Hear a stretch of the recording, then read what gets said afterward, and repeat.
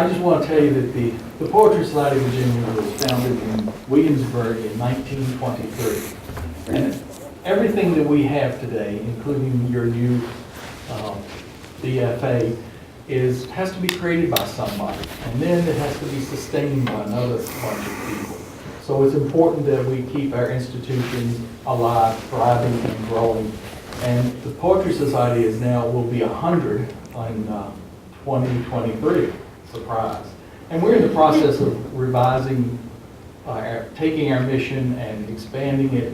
And our purpose is simply to encourage the writing, reading, and of poetry. And we have a wonderful woman who presented the Poetry Society with a bequest when she passed away to make events like this possible.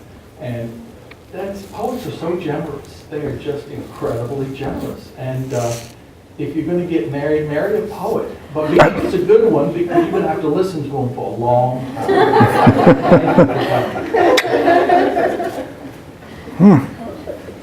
I have to think about that.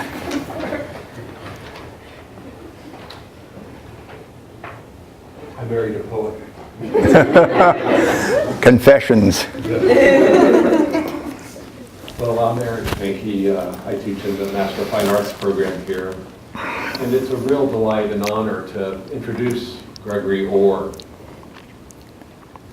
Orr's prose and poetry have been widely celebrated and supported by fellowships from the National Endowment for the Arts, the John Simon Guggenheim Memorial Foundation, the Institute for the Study of Culture and Violence, and an award in literature from the American Academy of Arts and Letters.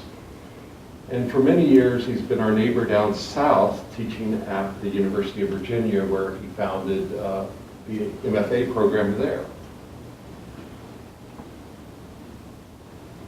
Gregory Orr is really one of the first living poets I remember reading. When I was first seeking out contemporary poetry, especially contemporary American poetry, I can remember being in the Kansas City Public Library, which actually had a very good collection of poetry, and stumbling upon and reading Gregory Orr's first two books of poetry, Burning the Empty Nest and Gathering the Bones Together.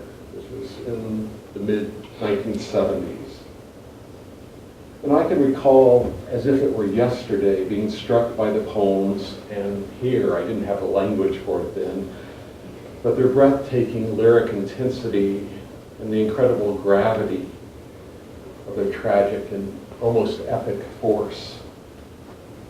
Well, those books announced a new master of the lyric sequence, as well as the vision and concerns of his many books, poetry, essays, and memoirs since.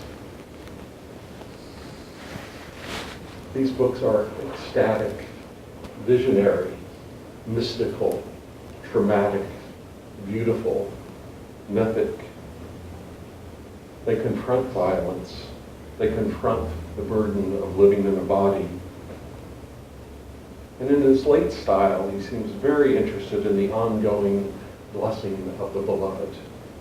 Please join me in welcoming Gregory Orr.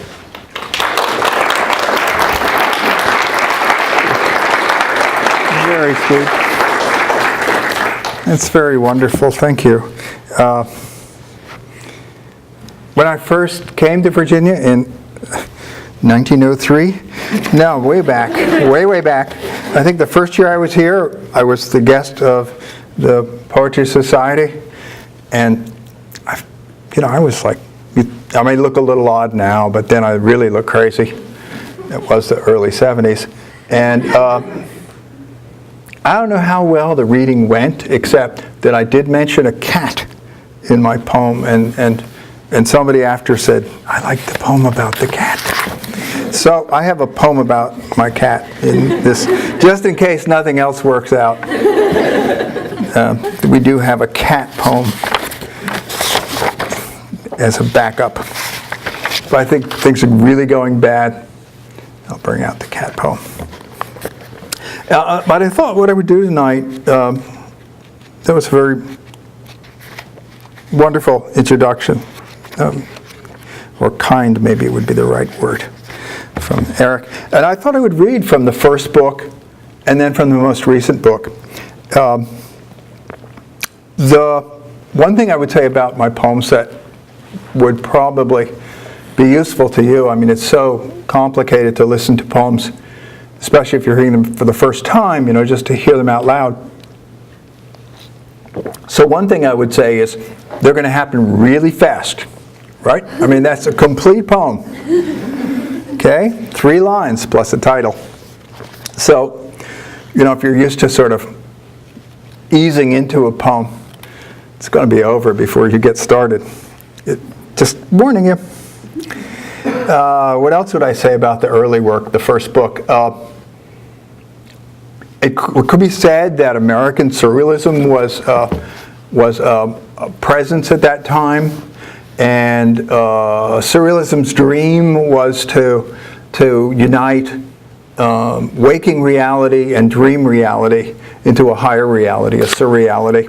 That had a lot of appeal for me, that and their interest in the striking image, trying to find what the founder of surrealism called the marvelous, which he often found in strange images and metaphors. Can people hear me? That was all just a test to see if you could hear me. Yeah. Washing my face. Last night's dreams disappear.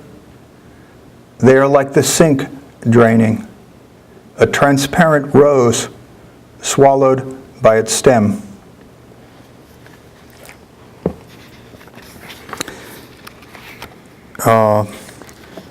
My first publisher said, again, the space, the white space, it's embarrassing. So I decided to push short poems together into a, cluster around the same theme. So this is a 3-part poem called Getting Dressed.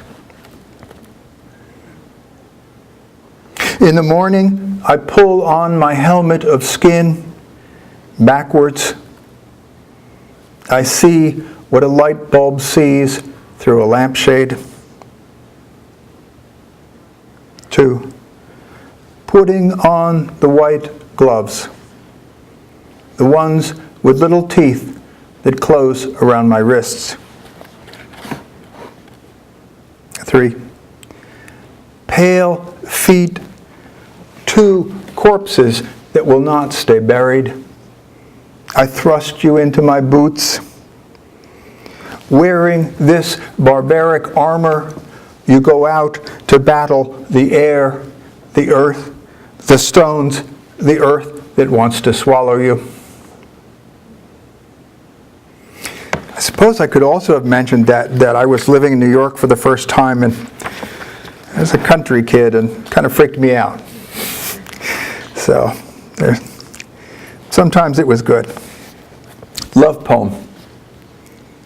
A black biplane crashes through the window of the luncheonette. The pilot climbs down, removing his leather hood. He hands me my grandmother's jade ring. No, it's 2 robin's eggs and a telephone number. Yours. I was playing around there partly with the old marriage thing, rhyme of something borrowed, something blue, something old, something new, something borrowed, something blue. Should have said that before I read it. You never get these things right.